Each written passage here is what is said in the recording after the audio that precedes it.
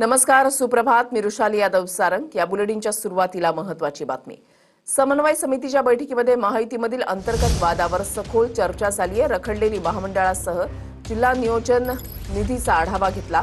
निधीवरून मतभेद झाल्यास आयुक्तांमार्फत तोडगा काढला जाणार आहे. तरीही मतभेद न मिटल्यास फडणवीस शिंदेंकडे विषय मांडणार. महायुतीमधल्या स्थानिक मतभेदावरून सर्व नेत्यांना फडणवीसांच्या या सूचना आहेत. पुढील 15 दिवसांमध्ये महामंडळ वाटपावर शिक्कामोर्तब होणार आहे. अंतर्गत वादातनं जे काही महायुतीचं जाणीवपूर्वक त्या ठिकाणी वातावरण खराब करण्यात येतं, त्यामध्ये सर्वांनाच आज सूचना दिलेल्या आहेत की महायुतीमध्ये कोणतंही त्या ठिकाणी महायुतीबद्दल कोणी त्या ठिकाणी चुकीच्या पद्धतीने वागणार नाही.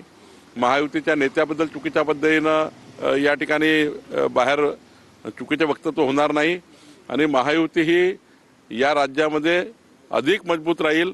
महायुती एकसंघ राहील. महायुतीमध्ये कुठलाही डॅमेज होणार नाही. याच्या सूचना सर्व आमदार खासदारांना आणि माननीय पालकमंत्र्यांना दिल्या आहेत.